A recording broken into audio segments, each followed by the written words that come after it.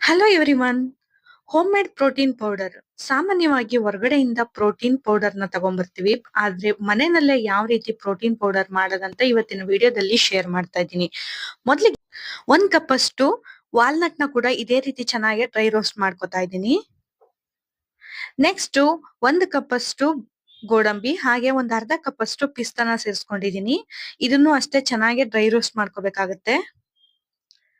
ನೋಡಿ, ಇವಾಗ ಇದು ಚೆನ್ನಾಗಿ ಕಲರ್ ಚೇಂಜ್ ಆಗೋವರೆಗೂ ಡ್ರೈ ರೋಸ್ಟ್ ಮಾಡ್ಕೊಂಡು ಇದನ್ನು ಕೂಡ ಸಪರೇಟ್ ಆಗಿ ಎತ್ತಿಟ್ಕೋತಾ ಇದ್ದೀನಿ. ಇದಾದ್ಮೇಲೆ 1 ಸ್ಪೂನ್ ಅಷ್ಟು ಪಂಪ್ಕಿನ್ ಸೀಡು, 1 ಸ್ಪೂನ್ ಅಷ್ಟು ಸೂರ್ಯಕಾಂತಿ ಸೀಡು ಅಂದ್ರೆ ಸನ್ಫ್ಲವರ್ ಸೀಡ್ ನ ಮಿಕ್ಸರ್ ಜಾರ್ ನಲ್ಲಿ ಪೌಡರ್ ಮಾಡ್ಕೋಬೇಕಾಗತ್ತೆ. ನೋಡಿ, ಇವಾಗ ಸ್ವಲ್ಪ ಒಂದ್ ಅರ್ಧ ಪೋರ್ಷನ್ ಅಷ್ಟು ಮೊದ್ಲಿಗೆ ರುಬ್ಕೊಂಡಾದ್ಮೇಲೆ ನೆಕ್ಸ್ಟ್ ಇನ್ನೊಂದ್ ಅರ್ಧ ಪೋರ್ಷನ್ ನ ರುಬ್ಕೋತಿದೀನಿ. ನೋಡಿ, ಈ ರೀತಿ ರುಬ್ಕೋಬೇಕಾಗತ್ತೆ. ಈ ರೀತಿ ಚೆನ್ನಾಗಿ ಪೌಡರ್ ಆದ್ಮೇಲೆ ಇದನ್ನ 2 ಅವರ್ ಆದ್ರೂನು ಆರ್ಲಿಕ್ಕೆ ಬಿಡ್ಬೇಕಾಗುತ್ತೆ. ಅಂದ್ರೆ ಕಂಪ್ಲೀಟ್ ಆಗಿ ತಣ್ಣಗಾಗ್ಬೇಕು, ಅವಾಗ ನಮ್ಗೆ ಪೌಡರ್ ಕನ್ಸಿಸ್ಟೆನ್ಸಿ ಬರುತ್ತೆ. ನೋಡಿದ್ರಲ್ಲ, ಈ ರೀತಿ ಮುದ್ದೆ ಮುದ್ದೆ ಪೌಡರ್ ಕನ್ಸಿಸ್ಟೆನ್ಸಿಗೆ ಬರುತ್ತೆ. ನಾವು ಏನು ಹೊರಗಡೆಯಿಂದ ಬೂಸ್ಟ್ ಪೌಡರ್ ಅಥವಾ ಪ್ರೋಟೀನ್ ಪೌಡರ್ ನ ತರ್ತೀವಿ, ಅದೇ ಕನ್ಸಿಸ್ಟೆನ್ಸಿಲಿ ಬರುತ್ತೆ. ಇದನ್ನ ನಾವು ಒಂದು ಏರ್ ಟೈಟ್ ಜಾರ್